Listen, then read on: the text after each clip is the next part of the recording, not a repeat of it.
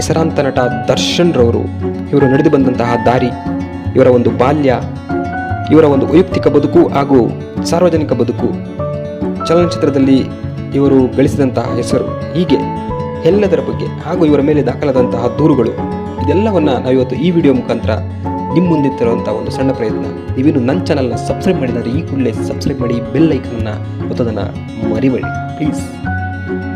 ದರ್ಶನ್ ಕನ್ನಡದ ಹೆಸರಾಂತ ಖಳನಟ ತೂಗುದೀಪ್ ಶ್ರೀನಿವಾಸ್ ರವರ ಮಗನಾಗಿ ಫೆಬ್ರವರಿ 16, 1977 ಇವರ ಒಂದು ಜನನವಾಗುತ್ತೆ. ಇವರ ತಾಯಿ ಹೆಸರು ಮೀನಾ. ಇವರು ಕೊಡಗಿನ ಪೊನ್ನಂಪೇಟೆಯಲ್ಲಿ ಇವರು ಜನಿಸ್ತಾರೆ. ಇವರಿಗೆ ಒಬ್ಬ ಸಹೋದರಿ ಇದ್ದು ಅವರ ಹೆಸರು ದಿವ್ಯಾ ಹಾಗೂ ಒಬ್ಬ ಸಹೋದರರಿದ್ದು ಅವರ ಹೆಸರು ದಿನಕರ್ ತೂಗುದೀಪ್. ಇವರ ಬಹುತೇಕ ಬಾಲ್ಯ ಮೈಸೂರಿನಲ್ಲಿ ಕಳೆಯುತ್ತಾರೆ. ಇವರ ಒಂದು ಸಂಪೂರ್ಣ ವಿದ್ಯಾಭ್ಯಾಸವೂ ಸಹ ಮೈಸೂರಿನಲ್ಲೇ ಆಗುತ್ತೆ. ಇನ್ನು 1995 ತಂದೆಯನ್ನು ಕಳೆದುಕೊಂಡ ದರ್ಶನ್ ಮತ್ತು ಅವರ ಕುಟುಂಬ ಬಹುತೇಕ ಬಡತನಕ್ಕೆ ಬಂದು ನಿಲ್ಲುತ್ತೆ. ಬಡತನದಿಂದ ತನ್ನ ಕುಟುಂಬ ನಿರ್ವಹಣೆಗಾಗಿ ದರ್ಶನ್ ರವರ ತಾಯಿ ಊಟದ ಮೆಸ್ಸನ್ನು ಸಹ ಪ್ರಾರಂಭ ಮಾಡ್ತಾರೆ. ತಾಯಿಗೆ ಸಪೋರ್ಟ್ ಆಗಿ ದರ್ಶನ್ ರವರು ಸಹ ಹಸುವನ್ನು ಸಾಕಿ ಹಾಲನ್ನು ಮಾರಿ ಇದರಿಂದ ತನ್ನ ತಾಯಿ ಜೊತೆ ಕುಟುಂಬ ನಿರ್ವಹಣೆಯಲ್ಲಿ ತೊಡಗುತ್ತಾರೆ. ಆದರೆ ಮುಂಚಿನಿಂದಲೂ ಇವರು ಸಿನಿಮಾ ರಂಗದಲ್ಲೇ ತಾನು ಬೆಳಿಬೇಕು, ತನ್ನನ್ನು ತಾನು ಸಿನಿಮಾ ರಂಗದಲ್ಲಿ ತನ್ನ ಜೀವನವನ್ನು ಕಂಡುಕೊಳ್ಳಬೇಕು ಅನ್ನೋ ಒಂದು ಆಸೆಯನ್ನು ಇಟ್ಕೊಂಡಿದ್ದಂತಹ ದರ್ಶನ್ ರವರು ತಂದೆ ಇರುವಾಗಲೇ ಅವರು ನೀನಾಸಂ ಅನ್ನುವಂತಹ ಒಂದು ರಂಗಭೂಮಿಯ ಒಂದು ಸಂಸ್ಥೆಯನ್ನು ಸೇರಿ ಅಲ್ಲಿ ಸ್ವಲ್ಪ ಮಟ್ಟಿಗೆ ಸಿನಿಮಾ ರಂಗಕ್ಕೆ ಬೇಕಾದಂತಹ ತಯಾರಿಯಲ್ಲಿ ತೊಡಗಿರ್ತಾರೆ.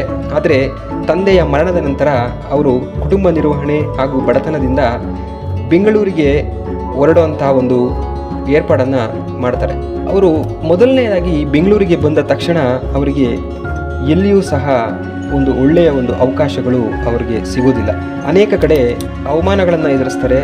ಎಷ್ಟೋ ಕಡೆ ಅಸಿಸ್ಟೆಂಟ್ ಕ್ಯಾಮ್ರಾಮನ್ ಆಗಿ ಹಾಗೂ ಕೆಲವು ನಿರ್ದೇಶಕರ ಬಳಿ ನಿರ್ದೇಶಕರಾಗಿ ಸಹ ಕೆಲಸವನ್ನು ಮಾಡ್ತಾರೆ. ಇವರಿಗೆ ನಿರ್ದೇಶಕರಾದಂಥ ಎಸ್ ನಾರಾಯಣರವರ ಒಂದು ನಿರ್ದೇಶನದಲ್ಲಿ ಮೂಡಿ ಬರ್ತಾ ಇದ್ದಂತಹ ಅಂಬಿಕಾ ಅನ್ನೋ ಸೀರಿಯಲ್ನಲ್ಲಿ ಇವರಿಗೆ ಒಂದು ಪೂರ್ಣ ಮಟ್ಟದ ಒಂದು ಪಾತ್ರ ಸಿಗುತ್ತೆ. ನಂತರ ಅವರಿಗೆ ಮೆಜೆಸ್ಟಿಕ್ ಅನ್ನೋ ಸಿನಿಮಾದಲ್ಲೂ ಸಹ ಒಂದು ಅವಕಾಶ ಹುಡುಕಿಕೊಂಡು ಬರುತ್ತೆ. ನಾಯಕ ನಟನಾಗಿ ಪ್ರಥಮ ಬಾರಿಗೆ ಮೆಜೆಸ್ಟಿಕ್ ಸಿನಿಮಾದಲ್ಲಿ ಅಭಿನಯಿಸ್ತಾರೆ. ಅಲ್ಲಿ ತನ್ನನ್ನು ತಾನು ಸಾಬೀತುಪಡಿಸಿಕೊಂಡಂತಹ ದರ್ಶನ್ ರವರಿಗೆ ಚಿತ್ರೋದ್ಯಮದಲ್ಲಿ ಅವಕಾಶದ ಬಾಗಿಲುಗಳು ತೆರೆದುಕೊಳ್ತವೆ. ಅಲ್ಲಿಂದ ಅವರು ಬಹುತೇಕ ಅನೇಕ ಸಿನಿಮಾಗಳಲ್ಲಿ ಅವರು ಒಂದು ಅವಕಾಶವನ್ನು ಪಡೀತಾರೆ. ಇನ್ನು ಮುಂದೆ ಕರಿಯ, ಕಲಾಸಿಪಾಳ್ಯ, ಅಯ್ಯ, ಗಜ, ಸಾರಥಿ, ಬುಲ್ಬುಲ್ ಹೀಗೆ ಅನೇಕ ಹಿಟ್ ಚಿತ್ರಗಳನ್ನು ಕನ್ನಡಕ್ಕೆ ಕೊಡ್ತಾರೆ. ತಾವು ಚಾಲೆಂಜಿಂಗ್ ಸ್ಟಾರ್ ಅನ್ನೋಂತಹ ಒಂದು ಬಿರುದಾಂಕಿತರಾಗಿ ಬ್ಲಾಕ್ ಬಾಸ್ಟರ್ ಸಿನಿಮಾಗಳನ್ನು ನೀಡ್ತಾ ಬಾಕ್ಸ್ ಆಫೀಸ್ ಸುಲ್ತಾನ ಅಂತ ಸಹ ಅಭಿಮಾನಿಗಳಿಂದ ಕರೆಸಿಕೊಳ್ತಾರೆ. ಹಾಗೂ 2012 ಸಂಗೊಳ್ಳಿ ರಾಯಣ್ಣ ಅಂತಹ ಪೌರಾಣಿಕ ಸಿನಿಮಾವನ್ನು ಮಾಡ್ತಾರೆ. ಇದು ಹೆಚ್ಚು ಜನಪ್ರಿಯತೆಯನ್ನು ಗಳಿಸೋದ್ರ ಜೊತೆಗೆ ಇವರಿಗೆ ಕರ್ನಾಟಕ ರಾಜ್ಯ ಚಲನಚಿತ್ರ ಪ್ರಶಸ್ತಿಯನ್ನು ಸಹ ತಂದುಕೊಡುತ್ತೆ. ಇನ್ನು ಇವರ ಒಂದು 50ನೇ ಸಿನಿಮಾ ಕುರುಕ್ಷೇತ್ರದಲ್ಲಿ ದುರ್ಯೋಧನ ಪಾತ್ರದಲ್ಲಿ ಮಿಂಚಿದಂತಹ ದರ್ಶನ್ ರವರು ಕೊನೆಯದಾಗಿ ಕಾಟೇರ ಸಿನಿಮಾವನ್ನು ಮಾಡಿ ಅದರಲ್ಲೂ ಸಹ ಮತ್ತೊಮ್ಮೆ ತಾನು ಬಾಕ್ಸ್ ಆಫೀಸ್ ಸುಲ್ತಾನ ಅನ್ನೋದನ್ನು ಸಾಬೀತು ಮಾಡಿಕೊಳ್ತಾರೆ. ಹೀಗೆ ಸಿನಿಮಾ ರಂಗದಲ್ಲಿ ಉತ್ತುಂಗದಲ್ಲಿ ಇರುವಂತಹ ದರ್ಶನ್ ರವರು ಅನೇಕ ಕಾಂಟ್ರವರ್ಸಿಗಳು ಹಾಗೂ ದೂರುಗಳು ಇವರ ಮೇಲೆ ಕೇಳಿಬರುತ್ತೆ.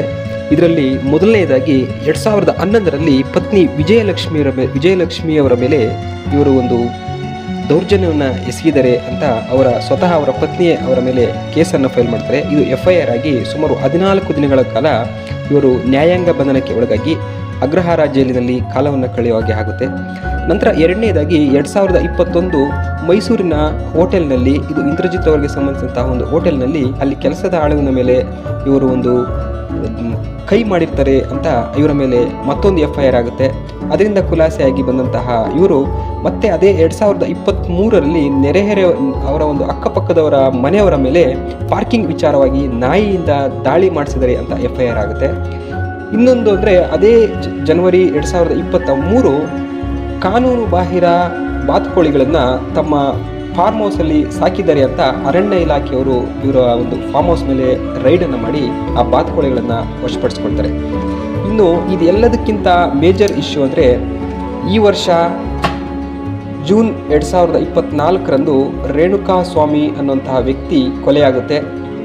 ಈ ಕೊಲೆ ವಿಚಾರವಾಗಿ ಪೊಲೀಸರು ದರ್ಶನ್ ಅವರನ್ನು ಅರೆಸ್ಟ್ ಮಾಡಿ ಕರ್ಕೊಂಡು ಹೋಗ್ತಾರೆ. ಇನ್ನು ಸುಮಾರು 3 ತಿಂಗಳಿನಿಂದ ದರ್ಶನ್ ಅವರು ಪೊಲೀಸ್ ಕಸ್ಟಡಿಯಲ್ಲಿ ಇದ್ದು ಈಗ ಬಳ್ಳಾರಿ ಜೈಲಿನಲ್ಲಿ ತಾವು ಅಪರಾಧಿ ಸ್ಥಾನದಲ್ಲಿ ಇದ್ದಾರೆ.